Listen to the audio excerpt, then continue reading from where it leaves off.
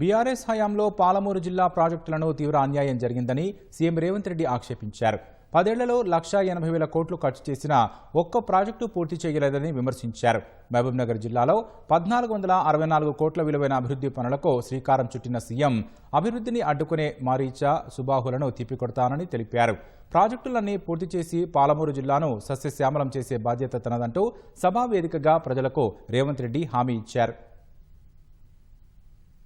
మహబూబ్నగర్ పట్టణంలో పర్యటించిన సీఎం రేవంత్ రెడ్డి 1,464 కోట్ల అభివృద్ధి పనులకు ఇవాళ శ్రీకారం చుట్టారు. ఎంబీఎస్ డిగ్రీ కళాశాల ఆవరణలో మున్సిపాలిటీలకు సంబంధించి పలు అభివృద్ధి పనులకు మంత్రులు, ఎమ్మెల్యేలతో కలిసి సీఎం శంకుస్థాపన చేశారు. మహబూబ్నగర్ పట్టణంలో 200 కోట్ల రూపాయలతో తాగునీటి పథకం, 603 కోట్లతో అండర్ గ్రౌండ్ డ్రైనేజీ వ్యవస్థ, 20 కోట్ల అంచనా వ్యయంతో ఎంబీఎస్ డిగ్రీ కళాశాల భవనం, 20 కోట్ల వ్యయంతో పాలమూరు యూనివర్సిటీలో ఎస్టీ విద్యార్థుల హాస్టల్కు రేవంత్ రెడ్డి శంకుస్థాపనలు చేశారు. ఈ సందర్భంగా మాట్లాడిన రేవంత్ రెడ్డి బీఆర్ఎస్ హయాంలో పాలమూరు జిల్లా ప్రాజెక్టులకు అన్యాయం జరిగిందన్నారు. పాలమూరు రంగారెడ్డి ప్రాజెక్టు పేరు మీద 23,000 కోట్లు కాంట్రాక్టర్లకు చెల్లించారు కానీ ప్రాజెక్టు పూర్తి చేయలేదని ఆరోపించారు. సంగం బండ వద్ద బండ పగలగొట్టేందుకు 10 ఏళ్లలో రూపాయి కూడా ఇవ్వలేదని రేవంత్ రెడ్డి విమర్శించారు.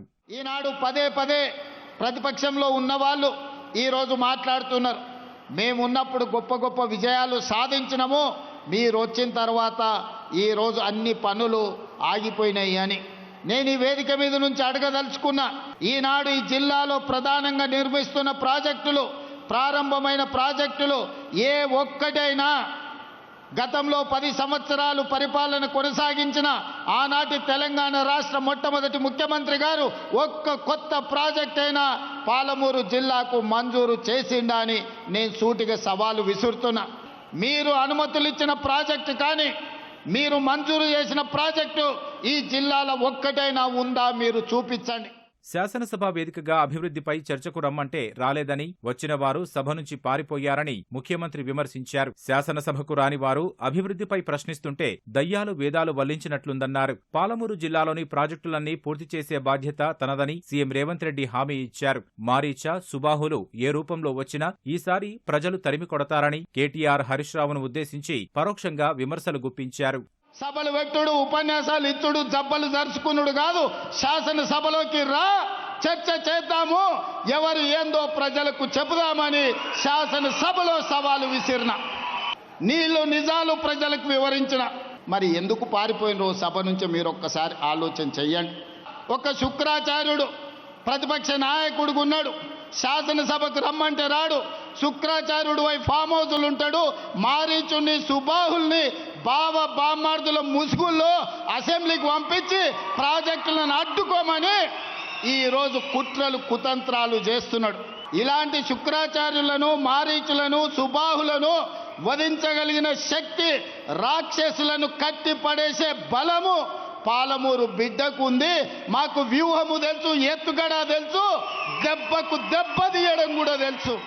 రాష్ట్ర అభివృద్ధి కోసం కేంద్రంతో సఖ్యత అవసరమని రేవంత్ రెడ్డి ఉద్ఘాటించారు. దానిపై ప్రతిపక్ష పార్టీ చేసే రాద్ధాంతాలను ప్రజలు నమ్మవద్దని హితవు పలికారు. గిట్టని వాళ్ళు కొంతమంది ఉంటారు, అంటుంటారు రేవంత్ రెడ్డి వై పదే మోడీని కలుస్తారని.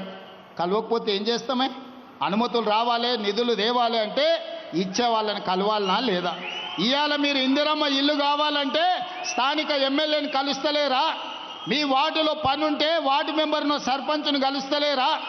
ఈరోజు గ్రామంలో ఏదైనా అభివృద్ధి జరగాలంటే సర్పంచ్ ఎంత కీలకమో, ఈ దేశంలో ఏ రాష్ట్రమైన అభివృద్ధి జరగాలంటే ప్రధానమంత్రి గారు కూడా అంతే కీలకం. దేశ ప్రధానమంత్రిగా వారిని గౌరవిస్తాం. మన రాష్ట్రానికి రావాల్సిన నిధులు, అనుమతులను తెచ్చుకుంటాం. తనకు ఎవరూ శత్రువులు లేరని, పేదరికం, నిరక్షరాస్యత మాత్రమే తనకు శత్రువులుగా భావిస్తానని రేవంత్ రెడ్డి స్పష్టం చేశారు. నాకు వాళ్ళు శత్రువులు, వీళ్ళు శత్రువులు అని మాట్లాడుతుంటారు. నాకెవ్వరు శత్రువులు లేరు. శత్రువు అనుకున్నోని 2023లో బండకేసి కొట్టినా, 2024లో పార్లమెంటులో గుండు సున్నా ఇప్పించిన, మల్కాజ్గిరిలో ఉన్న కంటోన్మెంట్ ఎమ్మెల్యే వాళ్ళ ఎమ్మెల్యే చనిపోయినా గెలిపించుకున్నా, నిన్నగాక మొన్న జూబ్లీ హిల్స్లో గెలిపించుకున్న సర్పంచ్ ఎన్నికల్లో 66%తో ఈరోజు గెలిచిన ఆయన నడమిరిగి ఫామ్ హౌజులు ఉంటే ఆయనను శత్రువు అని నేనెందుకు అనుకుంటా? ఆ శత్రువులు ఎవరైనా ఉన్నారంటే మహిళలకు అన్యాయం చేసేవాళ్ళు నా శత్రువులు, విద్యార్థులకు నష్టం కలిగించేటోళ్ళు నా శత్రువులు, చదువుకోకుండా ఊరు మీద తిరిగే వాళ్ళు నా శత్రువులు, చదువుకోకుండా అడ్డు తగిలే వాళ్ళు నాకు శత్రువులు తప్ప పేదరికాన్ని నిర్మూలించడమే నా బాధ్యత. నా శత్రువైన పేదరికాన్ని తెలంగాణ సరిహద్దులు దాటే వరకు తరమాలన్నదే నా లక్ష్యం.